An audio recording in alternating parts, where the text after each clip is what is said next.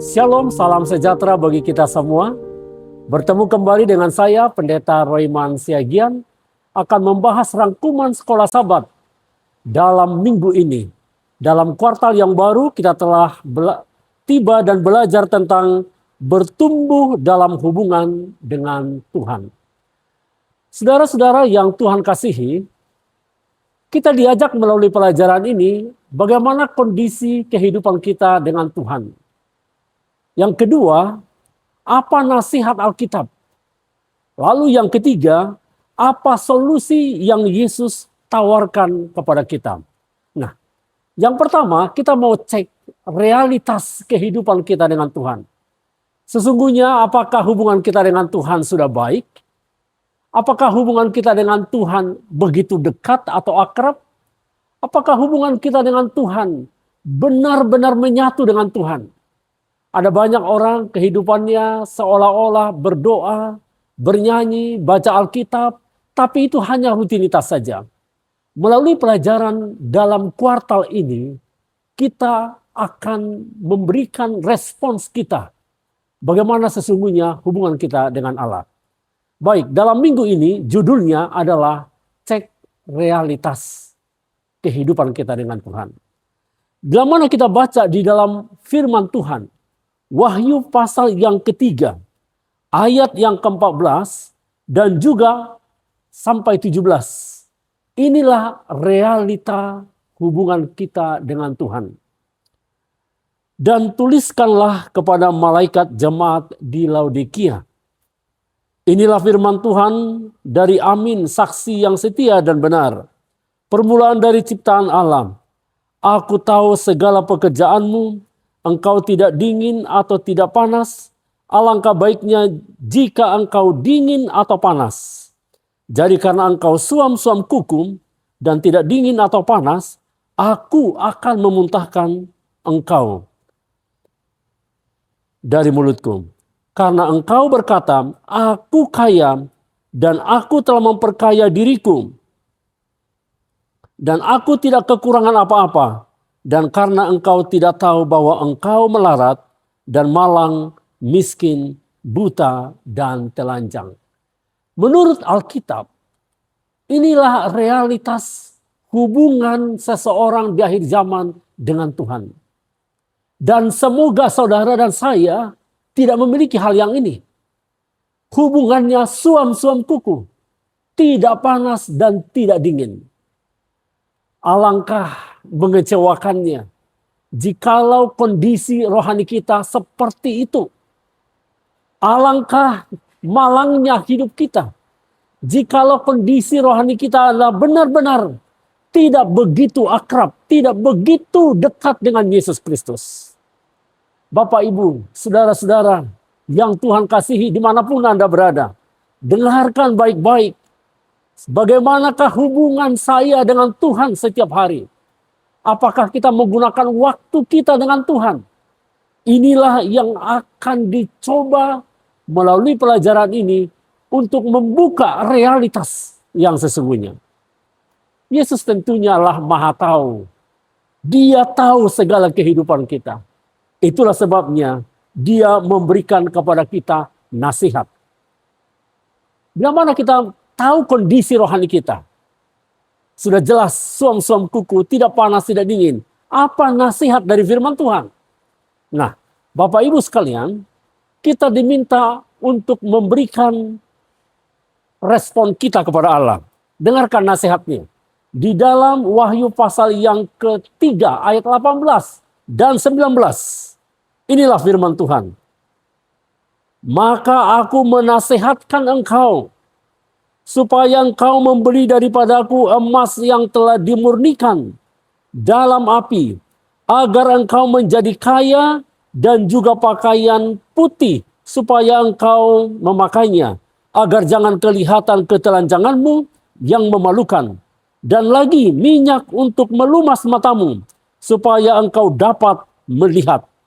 Barang siapa kukasihi, ia kutegur dan kuhajar, sebab itu relakanlah hatimu dan bertobatlah. nasihat Alkitab kepada kita, setelah kita tahu kondisi realitas hubungan kita dengan Tuhan, maka ia katakan membeli daripadanya emas yang telah dimurnikan. Dan juga memakai pakaian putih. Dan juga membeli salep minyak supaya dengan demikian kita bisa melihat apa yang Tuhan inginkan. Tuhan menegur agar kita bertobat. Orang yang ditegur atas kesalahan sendiri, maka diharapkan adalah pertobatan. Dan Allah sendiri memberikan kepada kita teguran itu. Kepada siapapun yang merasa dirinya memiliki kekurangan, dengarkanlah teguran itu. Nah, teguran tentunya akan membawa kita kepada hidup yang lebih baik. Supaya kita tidak som-som kuku. Kita menjadi orang-orang yang benar-benar bersemangat. Itulah gunanya teguran itu. Nah, dalam ayat yang ke-20 dari Wahyu 3 ayat 20. Apa yang Yesus katakan? Lihat, aku berdiri di muka pintu dan mengetok.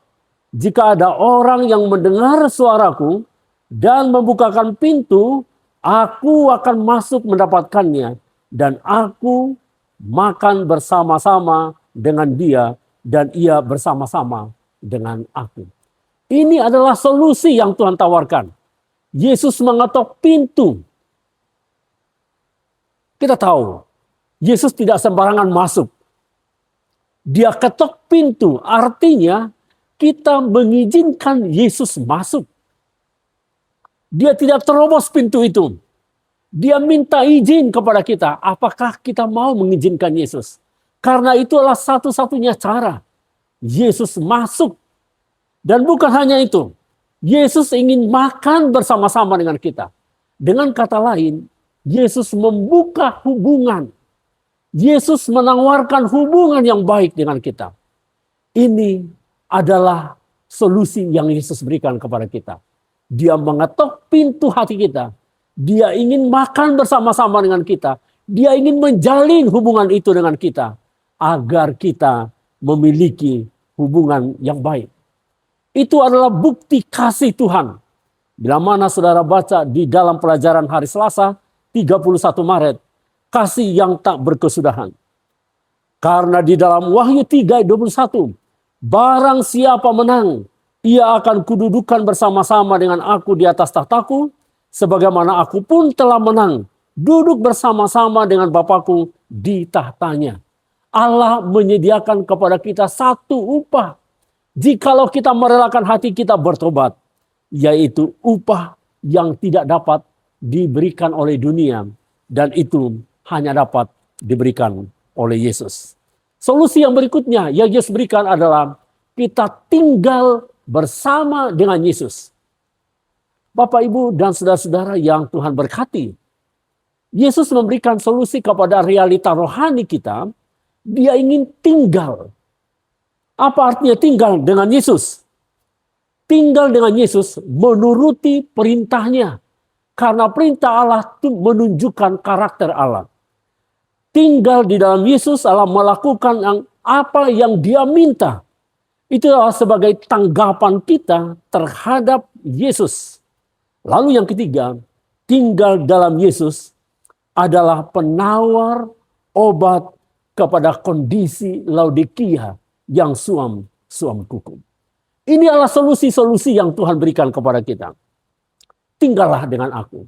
Itulah sebabnya dalam ayat hafalan kita, Yohanes 15 ayat 9. Seperti Bapa telah mengasihi aku, demikian juga aku telah mengasihi kamu. Tinggallah di dalam kasihku itu. Tuhan mau kita tinggal dalam kasihnya. Ini adalah solusi yang terbaik. Dan yang terakhir, Tuhan memberikan solusi kepada kita adalah kita terhubung dengan anggur, pohon anggur, yaitu Yesus Kristus. Yesus adalah pohon anggur dan kita adalah rantingnya. Kalau kita tidak terhubung dengan Yesus, maka ranting kita akan mati. Tidak akan bisa berbuah, tidak bisa bertumbuh dengan baik. Nah, Kutipan pelajaran kita, pelajaran hari Kamis, disebutkan demikian. Getah dalam pokok anggur itu ibarat Roh Kudus dalam hidup kita.